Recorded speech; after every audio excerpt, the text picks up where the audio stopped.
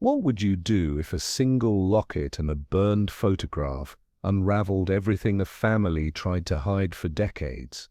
In a town where silence is tradition and truth is buried beneath names carved in stone, one woman's quiet weight may have cost more than her own peace. Where in the world are you tuning in from? What time is it for you right now? Let me know in the comments. Let's begin the story. The widow who waited too long. The train sighed to a halt with a slow exhale, and Jessica Fletcher stepped down onto the familiar platform of Greybridge station. The afternoon sun dappled through the golden leaves, and the scent of pine and wood smoke floated on the air. It had been over 15 years since she last visited the town, a wedding she recalled with music, laughter, and the blush of late summer roses. But today, as she adjusted the strap of her handbag and gazed toward the narrow street winding toward the town square, something in the atmosphere struck her as quieter. Greybridge had always worn its charm like an old quilt, warm, if a little worn.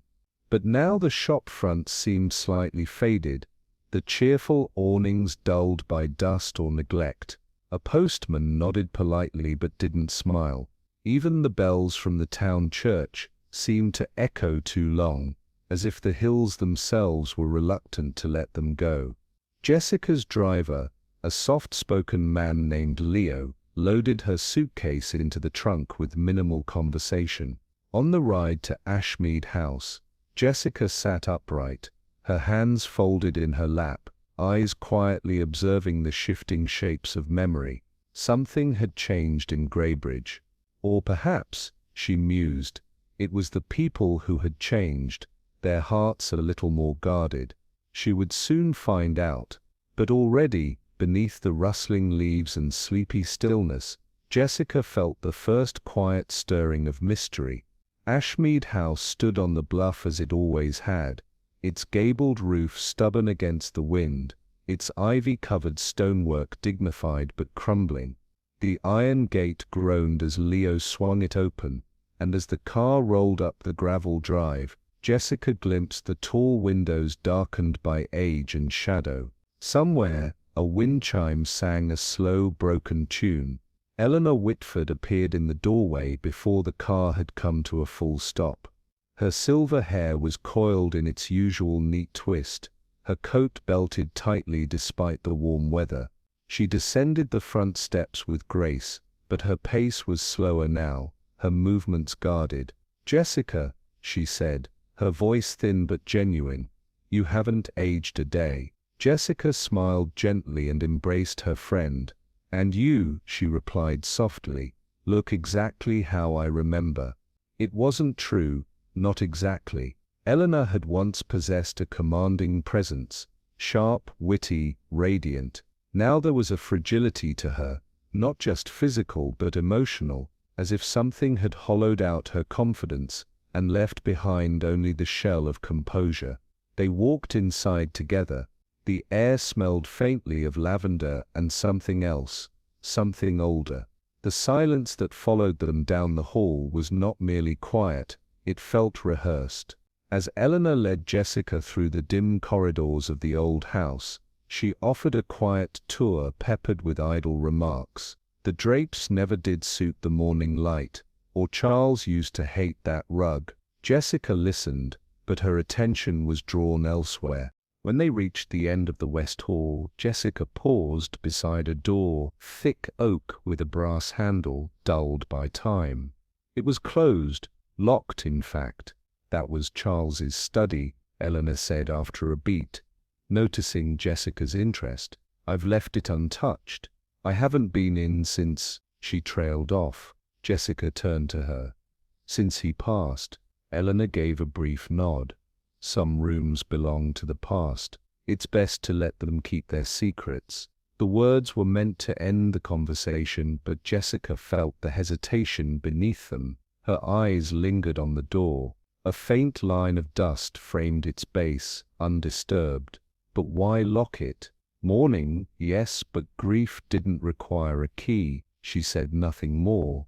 Not then. But as they moved on, Jessica's thoughts stayed behind, on the door, on the sealed silence, and on Eleanor's carefully measured tone. Dinner was a quiet affair, though not for lack of company. The long table seated four, Eleanor at the head, Jessica to her right, and across from her, Miles Whitford, Eleanor's adult stepson, and his wife, Clara. Miles, in his early 40s, had the polished confidence of someone born into old money, but carrying new resentments. He greeted Jessica cordially, but with a detachment that bordered on perfunctory.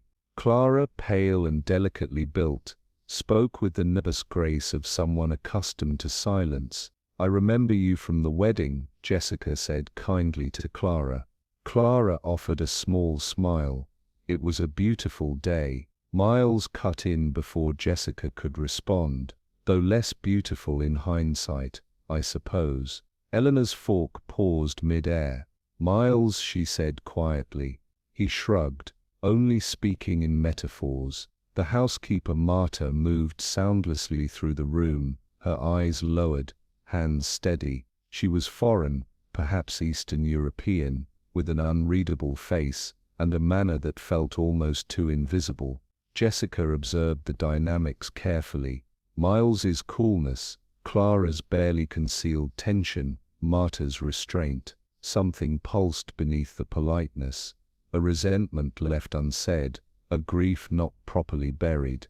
Later, as they sipped weak coffee in the drawing room, Simon Allard arrived, apologizing for his delay. He was younger, perhaps in his mid-30s, with a warm voice and an affable demeanor.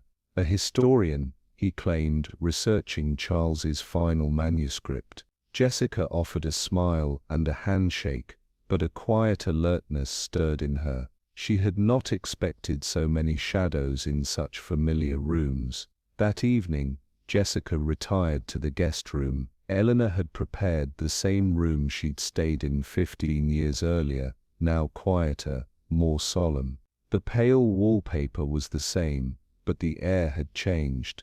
Everything felt suspended, memories layered beneath the present like dust under glass. She opened the window and listened to the night sounds, the distant moan of wind through the trees, the faint rustle of leaves brushing the house. Somewhere in the distance, a single chime rang once, then fell silent.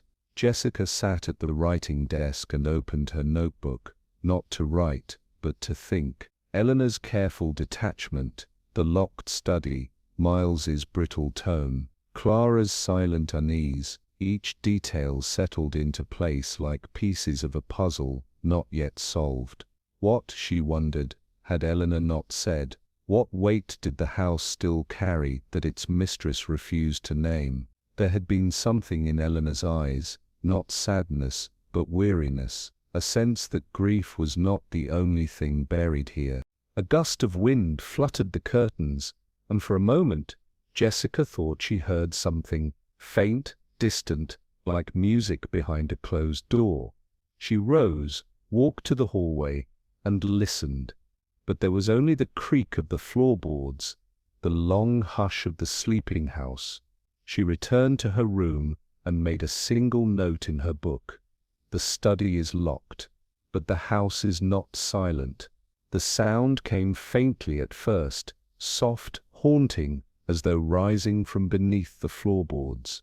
Jessica stirred from a light sleep and sat up, her senses immediately attuned.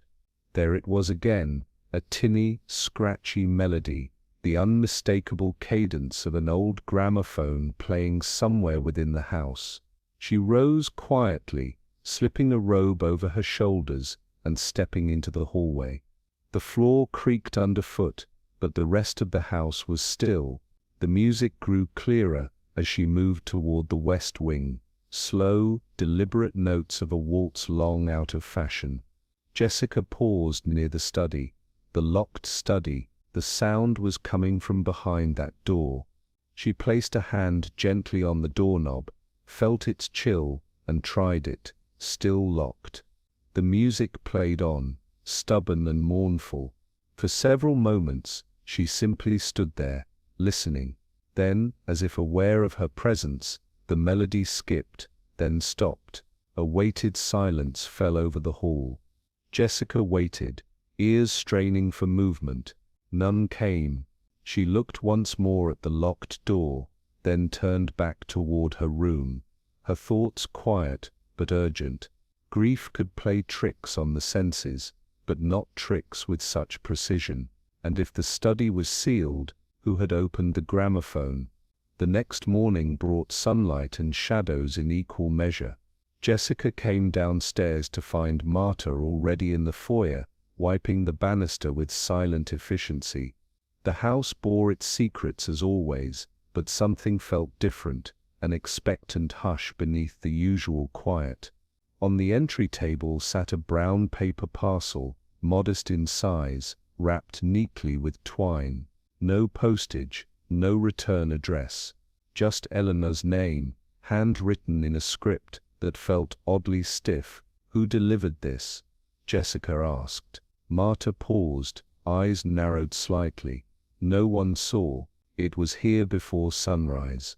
Eleanor emerged from the parlor as Jessica reached for the string. Her face was drawn, her lips pressed in a fine line. "It's for you," Jessica said, holding the box forward. Eleanor accepted it hesitantly, as though fearing it might bite. She opened it slowly, layer by layer, until a single object was revealed, an old leather-bound notebook, worn at the edges, the initials CW embossed faintly on the cover. Charles's notebook. Jessica's breath caught. She had seen Charles's handwriting before, dense, meticulous, like a man constantly outrunning his thoughts. She turned the last page, expecting notes on local history, or perhaps more arcane musings. Instead, scrawled hurriedly across the final line, was a message that chilled the air. "She knows what I found at Blackmore Cove. It ends tonight." Jessica looked up in time to see Eleanor pale, her fingers trembling as she reached for the back of a nearby chair. For a moment, her composure crumbled entirely. "What is this?" she whispered, but it wasn't to Jessica, it was to herself. The rest of the day unfolded under a pall of apprehension. Eleanor, visibly shaken, had excused herself and taken to her room with little explanation. Marta brought tea and a soft voice, but Eleanor's door remained shut. Jessica spent the afternoon in quiet scrutiny, examining the notebook more carefully, rereading the cryptic message, studying the hurried slope of the penmanship. It was Charles's hand, but hurried, afraid, and most alarming, it was dated the very night he died. Evening settled across the bluff with an unusual stillness. Jessica had just finished writing a few lines in her own notebook when Clara burst into the drawing room, her face pale as alabaster. "She's not answering," Clara said, her voice barely rising above a whisper. "Her door's locked." Jessica followed her quickly. Marta stood nearby, her expression tense but unreadable. Together they managed to open the door. Eleanor lay on the bed, still and silent. A half-empty bottle of sleeping pills rested on the nightstand. A sheet of paper lay folded atop her writing desk. "I should have spoken sooner. Forgive me." Jessica stepped closer. The paper felt wrong, the ink too deliberate, the strokes almost too perfect. But most of all, it was the teacup that struck her, untouched, still faintly warm. Jessica's gaze remained fixed on the note. No one had seen Eleanor since morning. Why was the tea still warm? She didn't yet have the answer, but she knew one thing with certainty. Eleanor Whitford hadn't taken her own life. Not willingly. Jessica remained by the bedside long after Marta and Clara had withdrawn. The room was dimly lit, the curtains drawn just enough to let in the fading light of the late afternoon. Eleanor lay as if asleep, but there was something in the stillness, too perfect, too composed, that unsettled Jessica. She studied the note once more. "I should have spoken sooner. Forgive me." The handwriting was careful, but almost too careful. Jessica had seen Eleanor's writing earlier in the week, scrawled on shopping lists and half-finished letters. This was tighter, more rigid, not a natural hand under distress, but one that wanted to appear so. Her eyes drifted again to the teacup, a fine porcelain rim, etched in blue, the faintest curl of steam still visible. Jessica touched it, lukewarm, too fresh, too recent. And yet Eleanor had not been seen since the early morning. Marta insisted no one had entered the room after bringing up the tray, but someone had. A soft knock broke her thoughts. Sheriff Travis Reddick stood in the doorway, hat in hand, his weathered face lined with weariness. He had been the local sheriff for over 2 decades, a man more comfortable settling disputes over property lines than dealing with whispers of foul play. "Jessica," he said quietly, "I'm told it looks like an overdose." Jessica straightened. "It might, but that doesn't mean it is." He nodded slowly. "I thought you might say that. Still, there's the note, the pills." "Yes," she replied, her gaze steady. "But it's the tea, Travis. No one makes themselves a hot cup of tea before ending their life, and forgets to drink it." That night, Jessica sat once again at the desk in her guest room, her notebook open before her. The page was half filled with questions, each one circling the last like ripples on still water. She wrote deliberately, handwriting imitated, ink too even, tea undrunk. Timeline. She paused and tapped her pen lightly on the edge of the paper. Sheriff Reddick had done his duty, cordoned off the room, spoken to the family, begun a preliminary report. But Jessica could tell he didn't believe it either. Not quite. It was in the way he stood too long at the threshold, the way his eyes returned again and again to the untouched cup, as though hoping it might answer for him. Below the questions, Jessica scribbled one word: motive. If Eleanor had truly taken her own life, why now? What had changed? And why the timing so soon after receiving Charles's notebook? She recalled Eleanor's face upon reading the message inside. Not simply fear, recognition. Jessica's thoughts drifted to the others. Miles, who had barely concealed his irritation at his stepmother's existence. Clara, whose nervous glances always seemed more about what might be said than what had been. And Simon Allard, who had appeared so conveniently, researching Charles's past but knowing far too little of the man's habits. The truth, Jessica knew, was no longer just buried in the past. It had been awakened, and now someone had made sure Eleanor wouldn't be the one to tell it. By early morning, Jessica had made up her mind. It was Sheriff Reddick who finally produced the brass key to Charles Whitford's study, after some insistence on Jessica's part.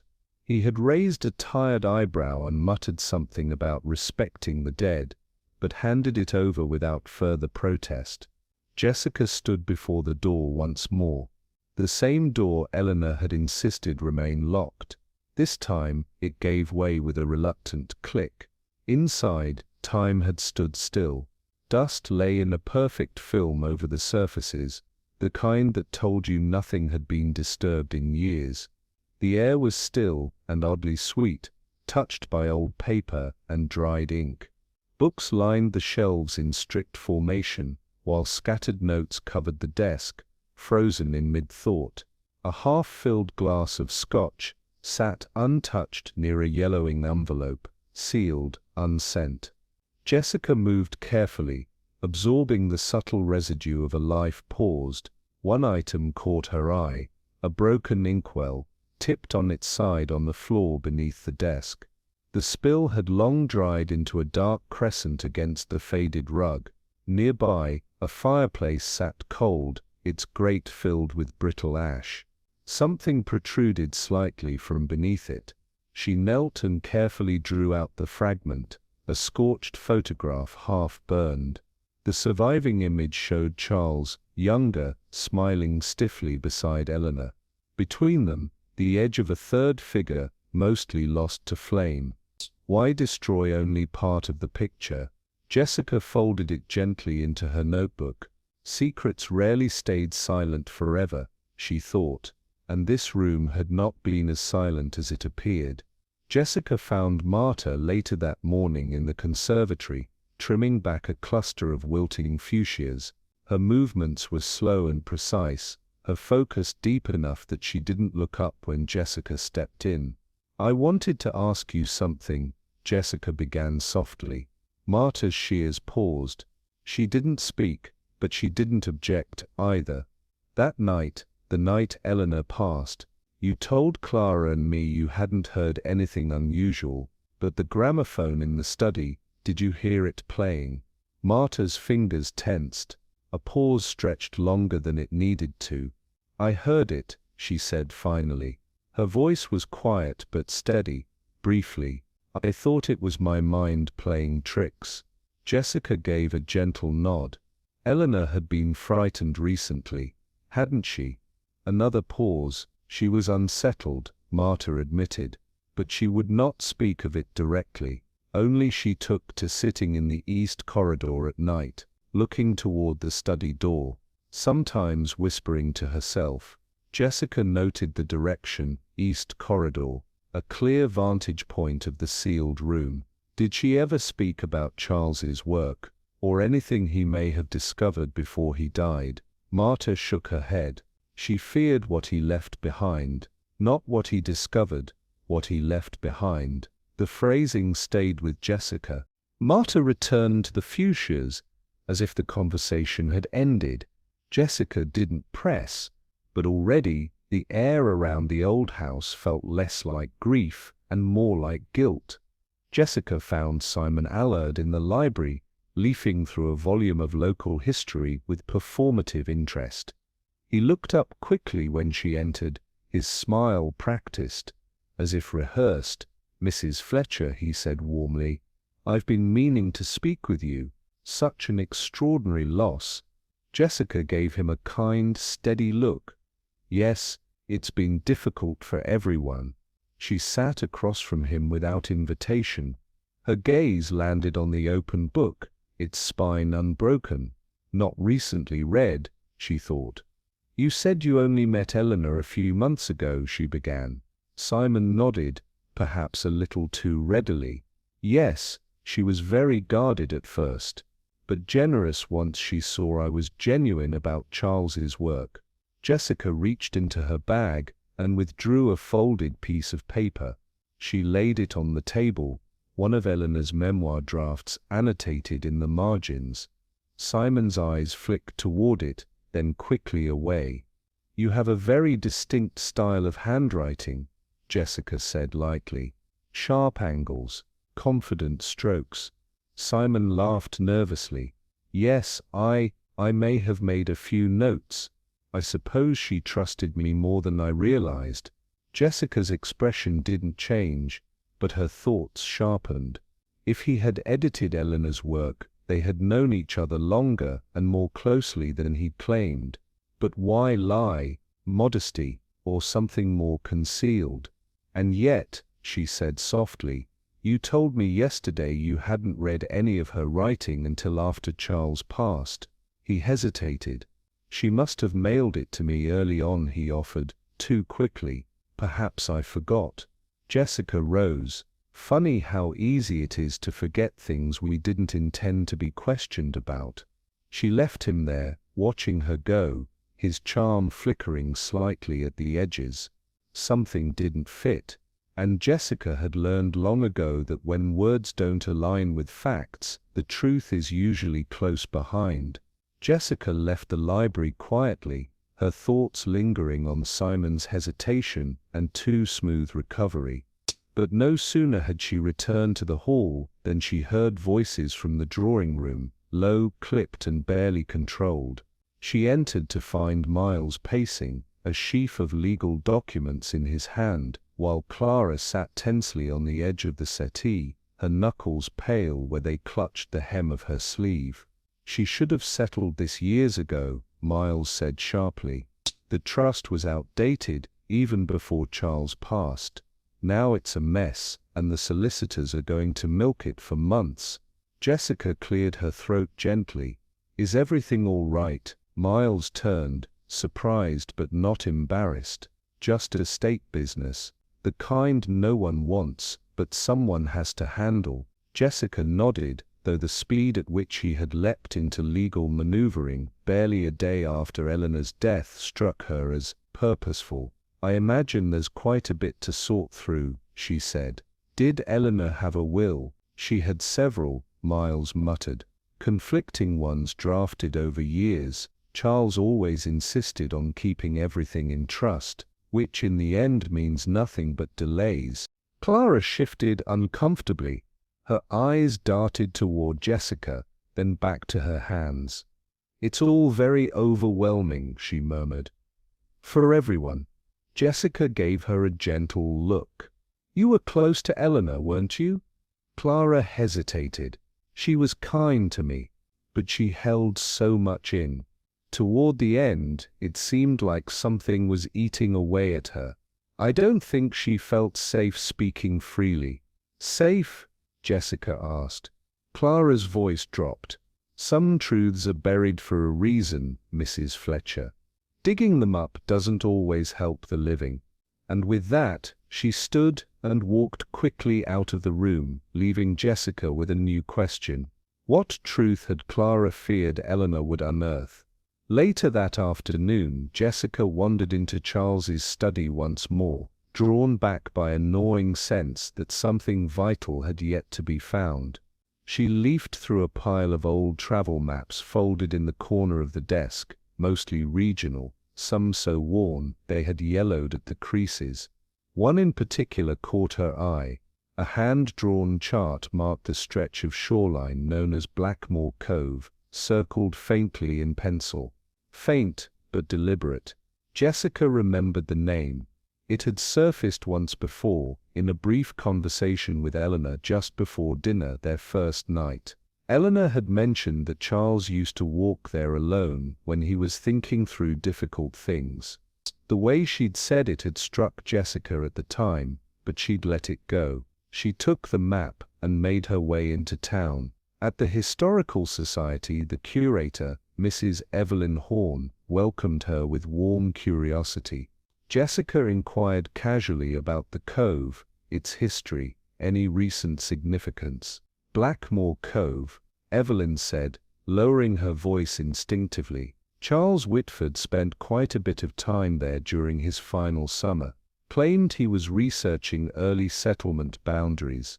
But there's always been talk, strange accidents, unexplained drownings. Old-timers say the place doesn't like to keep secrets. Did Charles ever publish anything about it? Jessica asked. Evelyn frowned. Not that I've seen, but he checked out a number of records that were never returned. Probate disputes, early death registries, odd material for a man focused on colonial architecture. Jessica made a quiet note. If Charles had uncovered something damaging, something tied to land, legacy, or the family name, it could explain the growing fear that had hovered over Eleanor like a storm cloud. What exactly had Charles found at Blackmore Cove, and who had made sure he didn't live to share it? The wind had picked up by the time Jessica reached the forest path, leading down to Blackmore Cove. The sky above Greybridge had turned the color of pewter, clouds low and slow-moving, as if reluctant to part. Clutched in her hand was Charles's marked map, the penciled circle, a faint whisper that tugged at her instincts. The path was less a trail than a memory, overgrown with brambles and faded leaves, branches curling like fingers. But Jessica pressed forward, her boots steady on the damp earth. The further she descended, the more the town seemed to fall away behind her, replaced by the solemn hush of pine and sea wind. At last the trees parted, revealing a crescent of jagged rock and coarse sand. The cove, it was a place untouched by time, unsettling in its stillness. Jessica studied the map again. The markings weren't random, they pointed to a specific bend in the cliffside, where a scattering of stones formed a crude cairn near the roots of an ancient tree. She moved toward it slowly, her breath steady, heart quiet. Something had drawn Charles here, again and again. She didn't yet know what, but as she crouched beside the mound and brushed away a layer of moss, a glint of rusted metal revealed itself, half buried beneath the stones. Not a natural formation, a hiding place. Her hands hesitated before touching it. Some part of her already knew that what lay inside wouldn't simply answer questions, it would raise new ones. The box was heavier than it looked, and riddled with age, its hinges corroded, its lid reluctant. Jessica examined it carefully. A clasp hung loose, the metal twisted, as though once pried open, then shut again. It had not been sealed by accident. She eased the lid open. Inside, time had folded in on itself. The contents were few but deliberate. A delicate gold locket, dulled with tarnish, a single page folded into quarters, and beneath them an official-looking document, creased, yellowed, and unsigned. Jessica lifted the locket first. The tiny clasp gave easily, and inside was a faded photograph. A young woman, perhaps 18, with wide eyes and a tentative smile.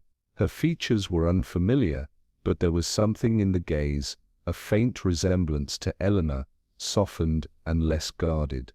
Next the letter. It was addressed, to be opened, only if I am gone, and signed Charles W., in a familiar, deliberate hand. Jessica read slowly, each line measured and painful. I have kept a silence I should never have agreed to. Her name was Alice Trenham, my daughter, born during a winter I was meant to forget. Eleanor knew. She begged me not to dig it up again. Not for the family's sake, but for hers. But now it's too late. I cannot keep this secret. I will place the proof here, where only someone looking for truth will find it. Jessica folded the letter again, her mind turning slowly. She looked at the death certificate. A girl named Alice Trenham, deceased in 1949, caused drowning. The field for family contact was left blank.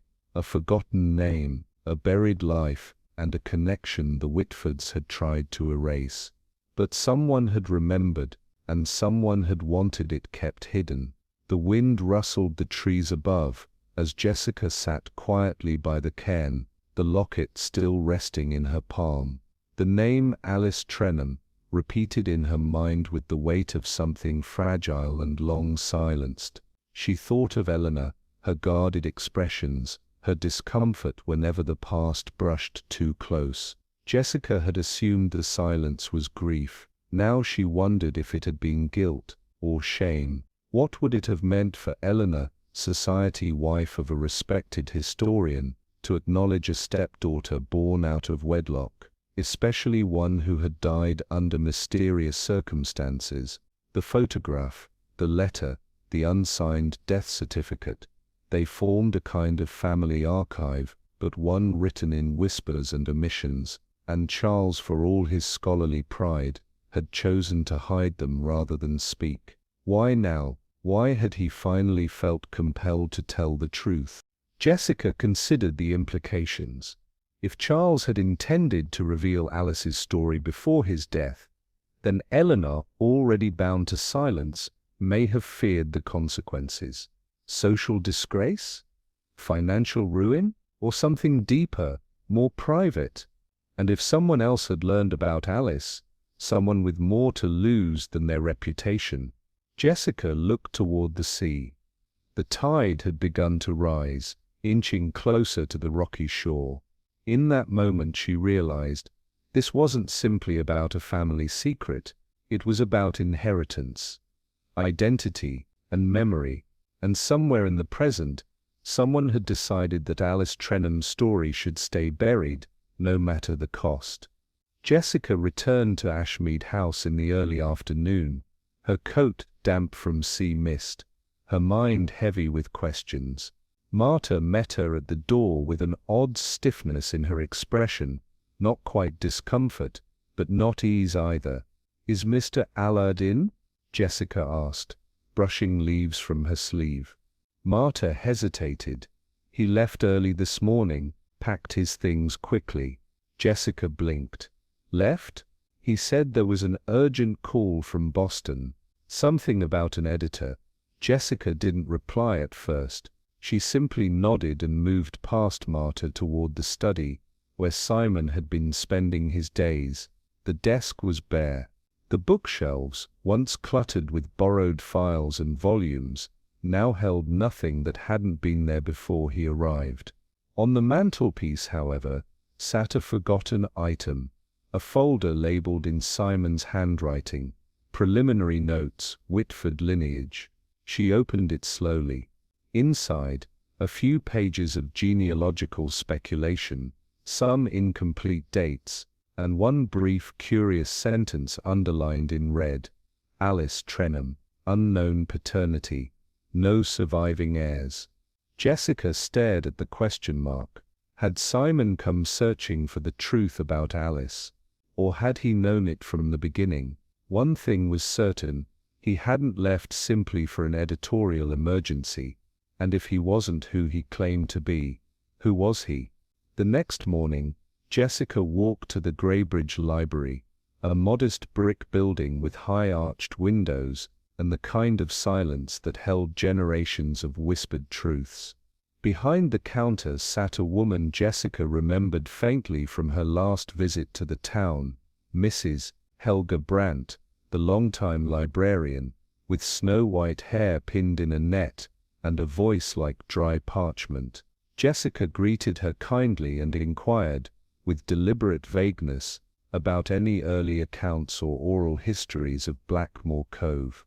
Helga regarded her for a long moment, then nodded slightly and motioned toward a corner table. "I'll bring what I can find," she said. What she returned with wasn't a book but a memory. "There was a girl," she said quietly, "decades ago, not from around here, quiet, kept to herself, used to walk near the cove when the tide was low. People said she was simple or strange, but I think she was just lonely." Jessica waited. One day she was gone. They said she drowned, but there was talk, even then, that she was with child, that she was connected to someone powerful. And then? Nothing, no investigation, just a funeral, with no name etched on the stone. Jessica felt a chill that had nothing to do with the air. "Do you remember her name?" Helga looked down. "Trenham, Alice Trenham." The name fell between them like a stone in deep water. "Some names," the librarian whispered, "aren't forgotten, they're erased." Jessica folded her notebook shut, and some stories, she thought, don't vanish, they wait. Jessica returned to Ashmead House in a contemplative silence. The fog rolling in from the cove lingered like a memory, curling between her thoughts as she sat again in Charles's study, its air still faintly tinged with old ink and solitude. She spread before her the items from the buried box, the letter, the locket, the death certificate. Together, they told the story of a man trying to make peace with the past, and a woman caught between preserving a reputation and confronting a truth too long denied. In her mind, Jessica reconstructed the final days before Charles's death.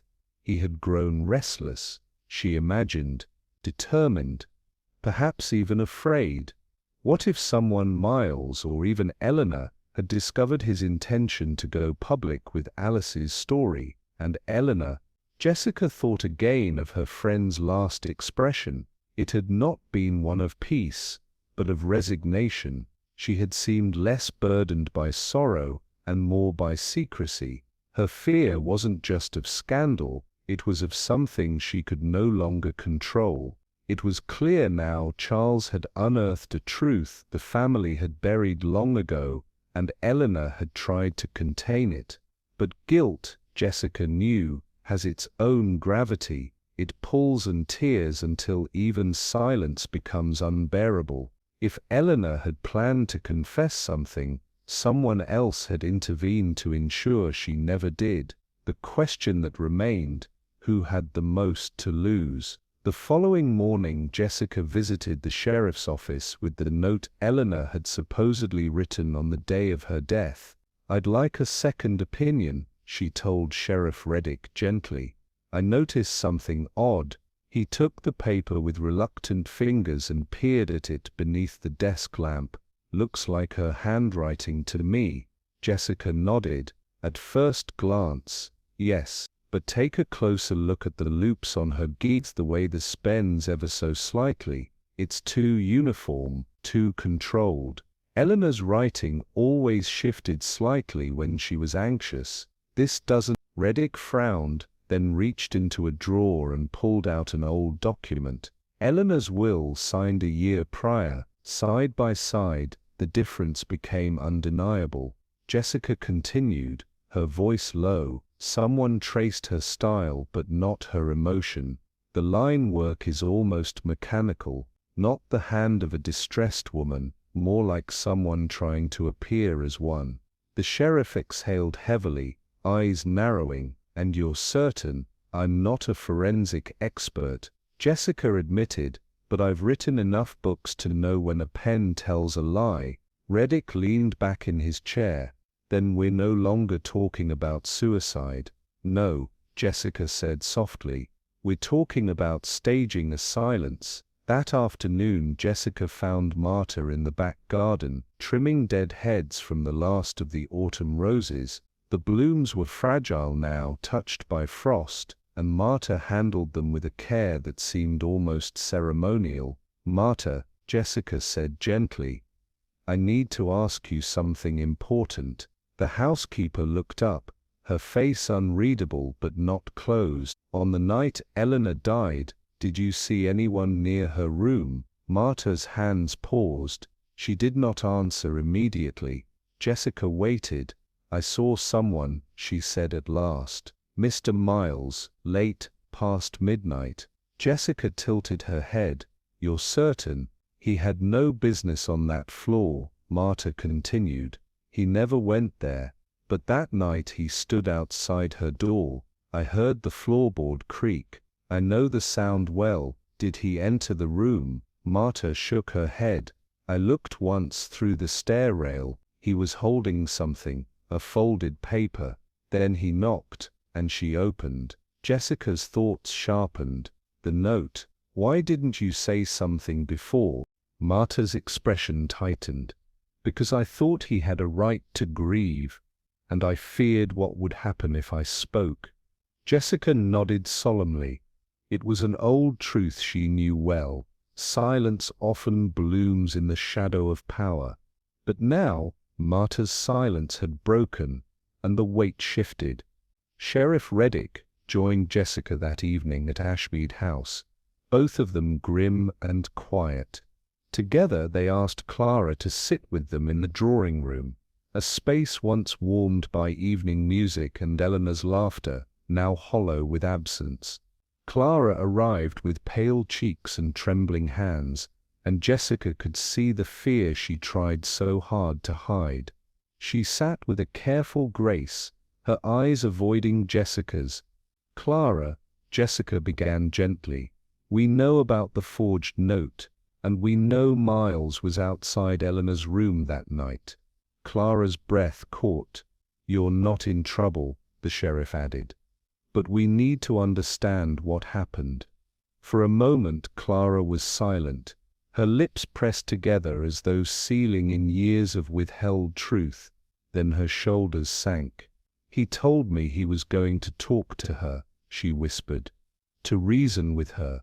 He said if she brought up Alice, if she ruined the family name, the estate could be lost. Everything Charles built would be dismantled. He said Eleanor wouldn't go through with it. But then," she paused, the tears finally rising, "when I saw the note, I knew it wasn't hers, but I didn't want to believe, not Miles." Jessica reached forward, her voice a thread of calm. Did he confess to you? Clara nodded. He said he'd handled it, that it was peaceful, that now we could move on.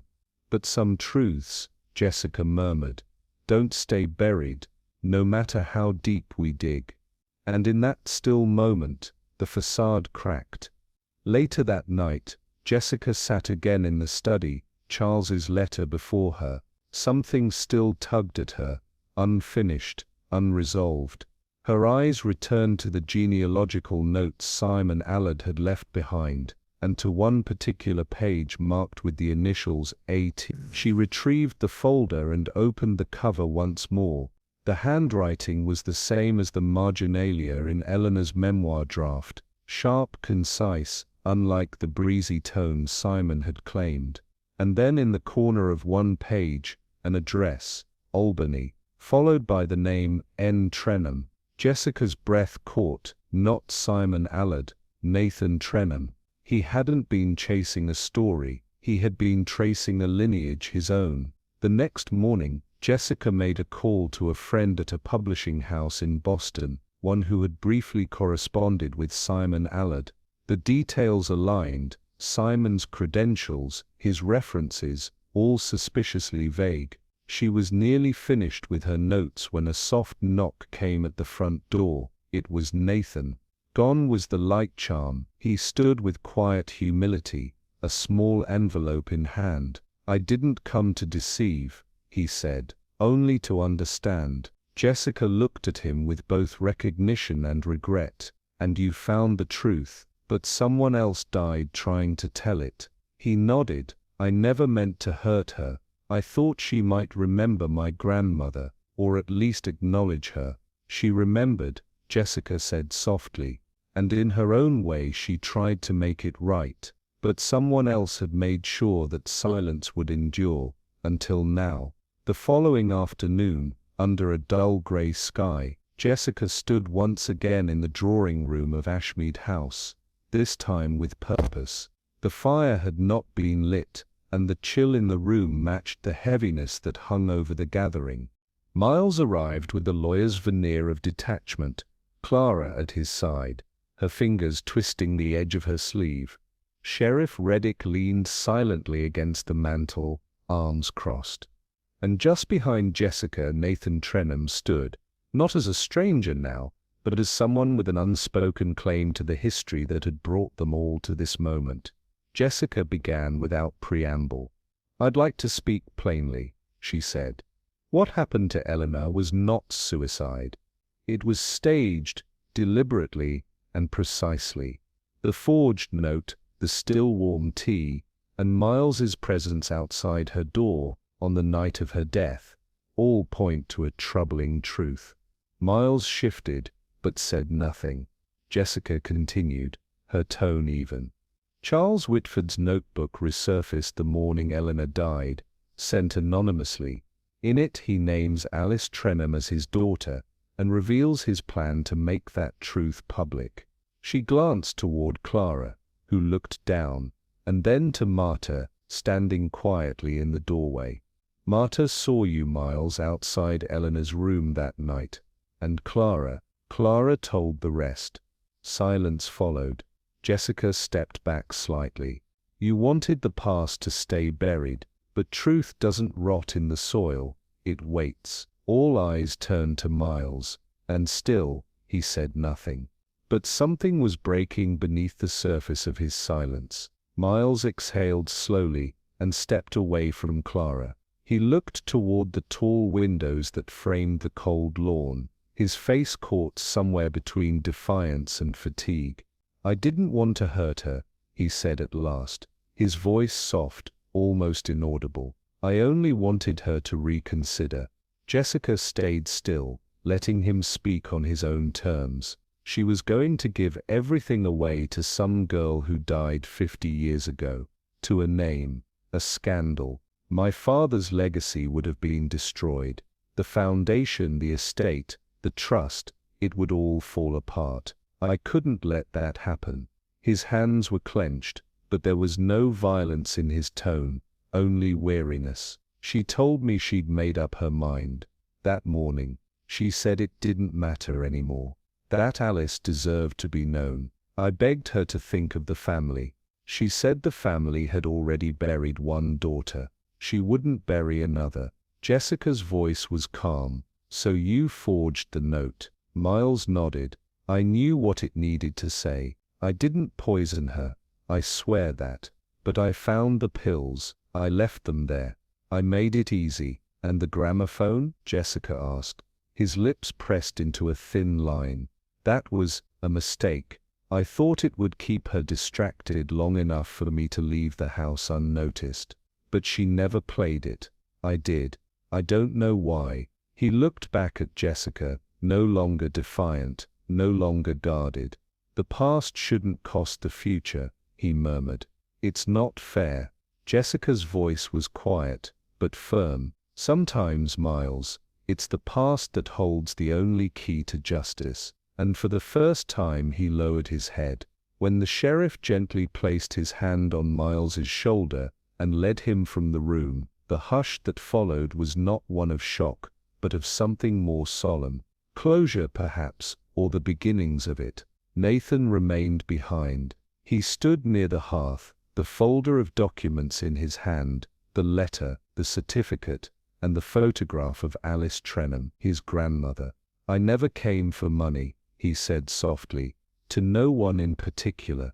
I didn't even know she had a child. I only knew her as the woman who sang lullabies off-key and smelled of lavender soap. Jessica stepped beside him. You came for the truth, and you gave Eleanor the chance to finally tell it, even if it cost her everything. Nathan looked down at the photograph.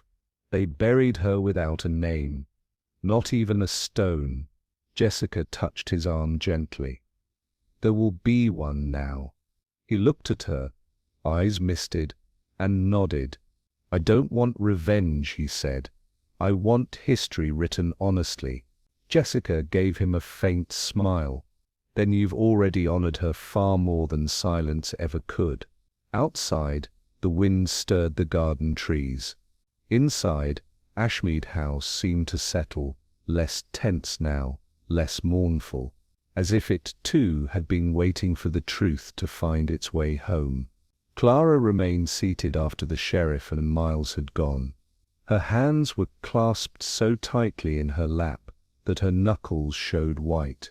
She stared into the empty fireplace as though waiting for some flame to return and offer her warmth, or absolution. I thought I knew him, she said softly. But maybe I only knew the parts he let me love. Jessica didn't interrupt. Some silences carried more truth than words.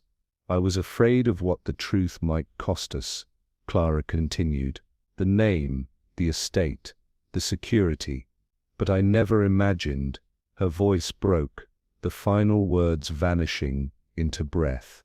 It's hard, Jessica said gently, to accept that love and truth can sometimes stand on opposite shores. Marta entered the room quietly, carrying a folded shawl.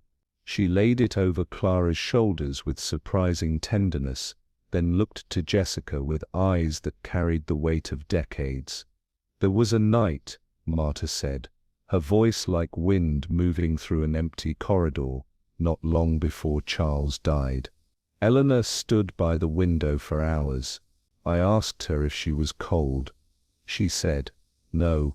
I'm listening for something that hasn't spoken in years. Clara looked up, eyes red.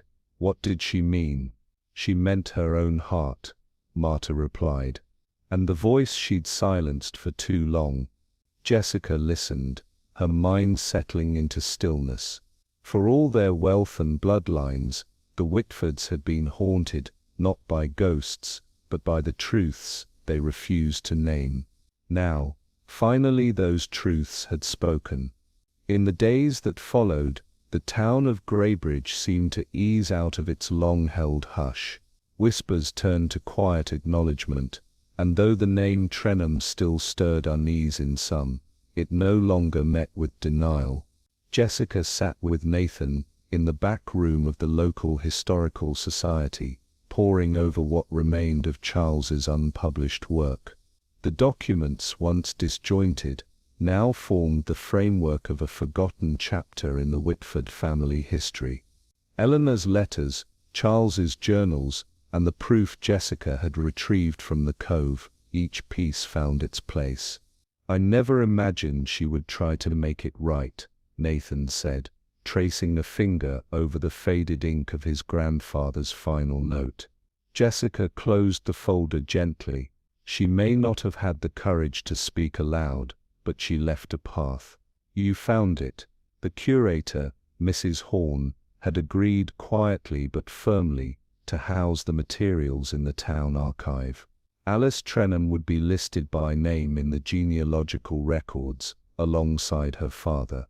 Her story would be included in a footnote of Charles's research, small but visible. Later, Jessica stood alone in the graveyard beyond the church. The headstone was simple, freshly carved, bearing just 2 words, Alice Trenham. She placed a single wild flower on the soil, Aster, the flower of remembrance. Behind her, Martha approached with a worn envelope in hand. "I found this in Eleanor's writing desk. I believe she meant it for you." Inside was a note, dated weeks before her death. "Jessica, if you've found this, then perhaps you've found the rest. I did not forget. I simply didn't know how to remember out loud."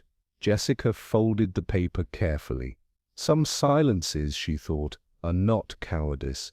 They are waiting for the right listener. The morning after the truth had settled over Greybridge like a slow-falling snow, Jessica walked the familiar paths through town with a quiet mind and observant eyes.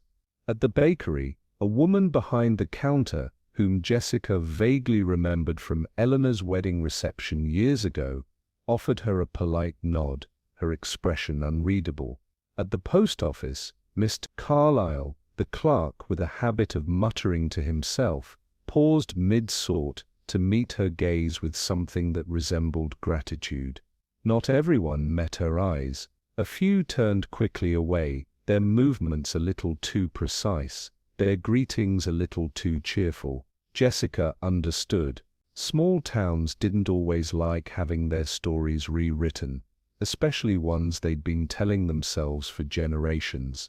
But this story had never belonged to them alone. Outside the town square, she passed the war memorial, its marble stained slightly from time and weather. Someone had placed a small bouquet beneath the plaque, not for any soldier, she guessed, but perhaps for another lost name. She paused near the church and looked back toward Ashmead House, barely visible beyond the ridge of trees. From this distance, it looked peaceful again, though its rooms would never quite be the same. Jessica pulled her coat a little tighter around her and turned down a quieter street. Truth had returned to Greybridge, and with it, a kind of quiet reckoning. The cemetery lay just beyond the old stone wall, where the yews grew crooked and the ground sloped toward the eastern woods. Jessica walked between the graves with measured steps, the damp earth soft beneath her shoes. Eleanor's plot had been freshly turned, her name newly etched into a simple headstone. Eleanor Whitford, beloved wife, keeper of history. Jessica knelt carefully and placed a single white rose at the base. The petals trembled slightly in the wind, as if unsure whether to remain or let go. "She was brave in her own way," Jessica murmured. "Braver than they'll ever know." Her fingers brushed the engraved name. She thought of Eleanor's hands, always so still, so composed, and how long they had carried secrets not meant for one woman alone. Beside Eleanor's grave stood another marker, smaller, older, no name, just a date, 1949. Jessica stared at it for a long moment. Soon she knew a new stone would be placed there. Alice Trenham would finally be given what she had been denied in life, acknowledgement. And perhaps, through that small gesture, some fragment of healing would reach the past. She stood slowly, eyes lifted toward the wind-stirred trees. Around her, the cemetery was quiet, save for the sound of leaves shifting like whispered conversations. Jessica pressed her gloved hand gently to her coat pocket, where Eleanor's final letter rested. Forgiveness, she thought, sometimes begins not with a word, but with the courage to listen. Back at the inn, Jessica sat by the window with a cup of tea growing cool beside her. Her notebook lay open on the small desk, the page half filled with observations in her tidy looping script. Legacy can be a form of memory, or a form of denial, she wrote. Eleanor tried to preserve her family's dignity, but in doing so, she erased a part of its soul. Only when she was ready to let go, did the truth emerge. She paused, gazing out at the town, its rooftops dusted with morning fog. A shopkeeper pulled in his awning. Children passed on bicycles, their laughter faint and distant. Life, resuming. Her pen returned to the page. Shame is a strange thing. It survives longer than guilt, because it is quieter, more patient. But it corrodes what we love most: trust, memory, and even love itself. She underlined the final thought before closing the book. On the desk, beside the notebook, lay the scorched corner of the photograph she had found in the study, the last remnant of a family portrait never meant to be seen. 3 figures, one only a shadow now, but no longer forgotten. Jessica tucked it into the back flap of her notebook, not to keep it hidden, but to carry it forward. Some truths, she thought, live best not in headlines or ledgers, but in the hearts of those willing to remember, and in that, Eleanor had not failed. Later that afternoon, Jessica sat once more in Charles's old study. The house had grown quiet again, though no longer from avoidance. It was a quieter quiet, the kind that follows after the storm has passed. She placed 2 objects on the desk in front of her, the scorched corner of the family photograph and the locket from the box beneath the cairn. Together they told a story, fragmented, hidden, and then unearthed. The photograph had once depicted an image someone found unbearable to preserve. Jessica's eyes lingered on the edges of the 3rd figure, now mostly lost to fire. What had prompted Charles to burn it? Shame, fear, or an attempt to bury the past before it could hurt anyone else? And the locket, still warm from the pressure of her palm, its clasp a little stiff but intact. Inside, the young woman's faded face still held that searching expression, one Jessica now understood wasn't innocence, but longing, a longing to be known, to be seen. Jessica had always believed that objects could outlast silence. That's why symbols mattered, not because they were dramatic, but because they were durable. In a house like Ashme, filled with lineage and legacy, it had taken a photograph no one could bear to frame, and a locket no one would wear to bring the truth home. She wrapped the locket gently in linen, and placed it beside the research notes that would now carry Alice's name. Her name would not become a footnote, it would become a chapter, and that, Jessica thought, was justice, quiet, maybe, but complete. Outside, the wind touched the ivy on the stone walls, rustling it softly, like breath or memory. And this time, Jessica did not look away. The train whistled low as it curved into the Greybridge station, steam trailing like a ribbon across the wintry sky. Jessica stood on the platform with her coat buttoned and her overnight bag in hand. Her notebook rested inside it, heavier now, not with paper, but with understanding. Around her, the town stirred in its usual quiet rhythms. Clara had chosen to remain, though she spoke little now. Marta, she heard, had been offered a position at the town archives, her meticulous nature now a gift to local preservation. Nathan had left 2 days earlier, carrying with him not just documents, but roots. Jessica looked toward the hills, where Ashme House stood just beyond sight. The wind shifted again, and for a moment, she thought of Eleanor standing in that high corridor, gazing east, listening for something. She had listened too long, Jessica thought, waited too long. But in the end, even silence spoke. As she boarded the train and settled into her seat, Jessica opened her notebook to the final page. She jotted down a single thought. True justice is rarely loud. It arrives on quiet feet, through unsealed boxes and unsaid names. It asks for nothing, but leaves nothing untouched. The train lurched forward. Outside the window, Greybridge receded in gentle strokes, the church spire, the river bend, the cedar groves thick with mist. They passed without flourish, just as they always had, but Jessica saw them differently now. In every town she knew there were stories that had been erased, names half remembered, doors closed for decades. And yet, sometimes justice arrives, not with sirens but with footsteps. And when it does not knock. It waits. Some truths don't echo through courtrooms or headlines.